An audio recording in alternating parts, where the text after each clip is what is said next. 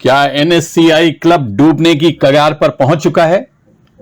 इस समय यह क्लब 145 करोड़ रुपए के घाटे में है। यूनाइटेड एक्टिव फोर्स के कैंडिडेट योगेश धमेजा और जितेंद्र भार्गव ने खोली क्लब की पूरी पोल। Unitedly, we will bring this club back to its former glory. We promise you that.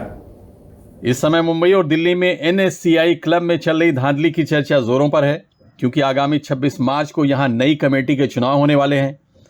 एक दूसरे का हाथ मजबूती से पकड़ने वाले ये हैं योगेश धमेजा और जितेंद्र भार्गव, जो एनएससीआई मुंबई और दिल्ली के सदस्यों के लिए उम्मीद की एक किरण बनकर सामने आए हैं।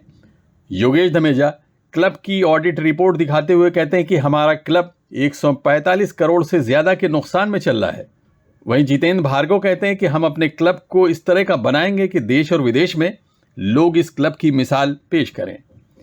योगेश धमेजा कहते हैं कि हमें अच्छी तरह मालूम है कि लोग मौजूदा मैनेजमेंट के करप्शन और मिसमैनेजमेंट से बहुत नाराज हैं और सभी एनएससीआई में पूरी तरह से परिवर्तन चाहते हैं। आइए सुनते हैं क्लब में अभी कैसे हालात हैं। अगर आप मुझसे पूछेंगे पर्सनली, तो ये जो किताब आई है जस्ट 2 दिन पहले, आप सब मेंबर्स को घर पे आई होगी। इसमें अगर आप देखेंगे तो यहाँ पर लिखा हुआ है कि ये 4 साल के अकाउंट्स आपको एक साथ भेजे गए हैं। अब सवाल ये उठता है कि आप इनकम टैक्स के रिटर्न्स कब भरते हो? फाइनलाइज साल हो जाता है बाय मार्च, आपके अकाउंट्स फाइनलाइज हो जाते हैं बाय अक्टूबर। तो 18-19 यानी 19 अक्टूबर को इलेक्शंस आपके अकाउंट्स फाइनलाइज हो गए, आपने इनकम टैक्स भर दिया, रिटर्न्स भर दिए। सेम आपका 19-20 अक्टूबर में 20 कंप्लीट हो गया, 20-21 अक्टूबर में कंप्लीट हो गया और 21-22 भी आपका अक्टूबर में कंप्लीट हो गया।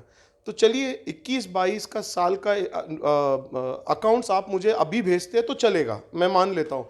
बट जो 3 साल पहले के अकाउंट्स है 19, 20 एंड 21, ये क्यों नहीं भेजा गया है? इसका मेन मुद्दा ये है कि मैनेजमेंट शायद नहीं चाहता था कि कोई भी इस अकाउंट्स को ध्यान से पढ़े एंड उनको सवाल उठाए। अब मैं आपको बताता हूँ कि लास्ट 3 साल के अंदर इस किताब के हिसाब से अगर आप देखोगे, we have suffered a loss of 145 crore, 145 crore का लॉस किया है एंड कैश लॉसेस 95 करोड़। तो ये लॉस क्या उनको छुपाना था कि मेंबर्स को पता चलेगा तो इलेक्शन में उनको फर्क पड़ेगा, इसीलिए उन्होंने आपको इलेक्शन के 10 दिन पहले भेजा है, एजीएम के 15 दिन पहले। अब वो सहारा किस रूल का लेते हैं कि जो हमारे एक रूल बुक में ऐसा लिखा है कि एटलीस्ट 14 डेज बिफोर आपको ये देना चाहिए, बट ये तो नहीं कहा है मैक्सिमम कितना है, मिनिमम 14 डेज। तो आप ये 3 साल पहले भी दे सकते थे, 2 साल पहले भी दे सकते थे, 1 साल पहले दे सकते थे, आपने 10-15 दिन पहले क्यों दिया है? और इसके अंदर आपका और भी ऑडिटर्स नोट्स में ऐसे लिखा हुआ है कि आपके कंटिंजेंट लाइबिलिटीज़ है 71 करोड़ का आपका डिमांड है इनकम टैक्स का, वो उन्होंने क्लब में किसी को नहीं बताया, वो ऑडिटर्स नोट्स में एक फाइन लाइन लिखा हुआ है। इसके अलावा आपका तकरीबन 12 करोड़ 11.89 करोड़ का आपका ग्रेचुइटी और पेंशन और वो सब को भी कंटिंजेंट लाइबिलिटी में उन्होंने पकड़ा है, क्योंकि बुक्स में नहीं है। तो ये सब चीज़ छुपे हुए हैं। इसके अलावा बीएमसी के ड्यूज़ है तकरीबन 128 करोड़ है आपके, property tax, estate department and breaches. तो आप अगर देखोगे क्लब की परिस्थिति ऐसी है कि अगर आप सबको चुकाओगे तो आप बेसिकली, ये ऐसे मेरा सोचना है कि वी आर बैंकरप्ट, क्योंकि हमारा एफडी सिर्फ 94 करोड़ है।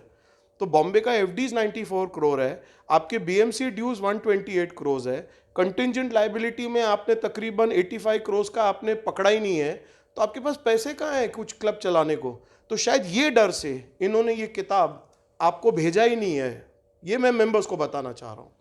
देखिए, पहले तो मेंबर्स को कुछ पता नहीं था कि क्लब की एक्चुअल फाइनेंशियल स्टेटस क्या है, मगर जब से ये किताब 2 दिन में आया है लोगों के पास, 2 या 3 दिनों में, वो ये अमाउंट्स ऑफ लॉस देख के एकदम हैरान है।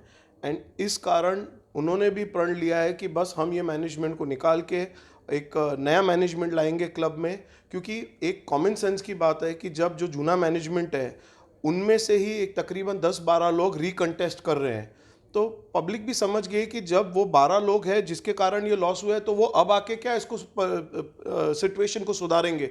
तो अगर वो सुधार सकते तो ये नौबत ही नहीं आती। तो मेंबर्स अभी समझ चुके हैं कि भाई ये लोगों को तो एक मौका वापस नहीं देना है, क्योंकि जो 4 साल में कुछ नहीं कर सके और यहाँ पर ले आए, तो इनको एक मौका फिर से दे के क्लब का कुछ भला तो नहीं होगा, इसीलिए नई टीम को देना पब्लिक का ऐसा मानना है कि ये क्लब के हित में है। क्लब की इस जटिल बीमारी के लिए यूनाइटेड एक्टिव फोर्स के पास क्या क्या इलाज है, इसे जानने की कोशिश करते हैं। तो हमारा ये मानना है कि मेंबर्स सोच विचार के बाद वोट डालेंगे और हमको मेजॉरिटी अगर आती है तो हम बहुत सारे मेजर्स हमारे मैनिफेस्टो के अंदर में जो हमने मेंबर्स के साथ शेयर किए हैं कि हम क्या क्या करने वाले हैं। उदाहरण के तौर पे इन्होंने बताया कि 4 साल तक अकाउंट प्रेजेंट नहीं किए गए। कोई मेंबर अगर मांगता तो क्या वो दे देते? नहीं देते। तो हमारा ये मानना है कि आरटीआई के प्रावधान क्लब में भी इंट्रोड्यूस किए जाए। ट्रांसपेरेंसी के लिए ओपन हाउस किया जाए हर 3 महीने के बाद में कि मेंबर सवाल पूछ ले, क्योंकि जब उनका पैसा किस तरीके से खर्चा जा रहा है ये जानने के लिए उनका अधिकार है, आप उसको उससे वंचित नहीं रख सकते हैं। तो एक तो ट्रांसपेरेंसी है, फिर नुकसान है। स्वाभाविक है कि कोई नहीं चाहेगा कि क्लब का नुकसान बढ़ता रहे, इफेक्टिव मेजर्स लेने की आवश्यकता है। तो 2 प्रॉन्ग्ड एक्शन है इसके ऊपर में। एक कि नुकसान को रोका जाए। नुकसान बहुत हद तक इसलिए है क्योंकि फाइनेंशियल मिसमैनेजमेंट है। आप कॉन्ट्रैक्ट देते हो तो जानकार लोगों को देते हो, जो कि टर्म्स एंड कंडीशन क्लब के हित में नहीं होती है, कॉन्ट्रैक्टर के हित में होती हैं। तो हम इसके लिए ई-टेंडरिंग का सिस्टम इंट्रोड्यूस करने वाले हैं और राजस्व को कैसे बढ़ाया जाए। तो इस चीज़ के ऊपर में हमने अपने मैनिफेस्टो में पूरा बता दिया है कि कैसे कैसे होना चाहिए। और आजकल आपने देखा है कि लोग सीनियर सिटीजन्स, उनको बहुत ध्यान रखा जाता है। तो हर एक क्लब के अंदर में एक प्रावधान होता है कि जब आप मेंबर हैं तो आपके डिपेंडेंट चिल्ड्रन मेंबर बन जाते हैं। अब हम इसका उल्टा करने जा रहे हैं। ये तो चलेगा ही प्रोविजन, लेकिन अगर आप 40-50 साल की उम्र वाले मेंबर हैं, आपके पेरेंट्स मेंबर नहीं है लेकिन वो 70 साल से ज़्यादा हैं, हम उनको डिपेंडेंट मेंबरशिप देंगे। तो ये जो एग्जाम्पल दे रहा हूँ मैं इसलिए दे रहा हूँ कि अब सोचिए कि हमने अपने मैनिफेस्टो के लिए बहुत डीप विचार किया, विमर्श किया, लोगों के साथ में जानकारी ली। और जैसे मैंने बताया कि ये क्लब एक कंपनी की तरह है, इसको चलना प्रोफेशनली चलने की आवश्यकता है।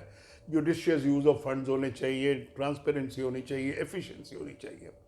तो हम क्या कह रहे हैं कि हमारे पास तजुर्बा है, लेकिन मुमकिन है कि कुछ ऐसे क्षेत्र हों जिस पे हमारे पास तजुर्बा नहीं हो। तो हम एक एडवाइजरी बोर्ड, जो हमारे मेंबर्स हैं क्लब के, जो कि चुनाव लड़ने से दूर रहेंगे, उनका एक एडवाइजरी बोर्ड बनाया जाए। आगामी 26 मार्च को क्लब की कार्यकारिणी के 49 सदस्यों के चुनाव होने जा रहे हैं। यूनाइटेड एक्टिव फोर्स का कहना है कि लोग मायूस हैं और परिवर्तन चाहते हैं, इसलिए चुनाव के नतीजे काफी चौंकाने वाले होंगे। Abid Naqvi, press 9 news, Mumbai.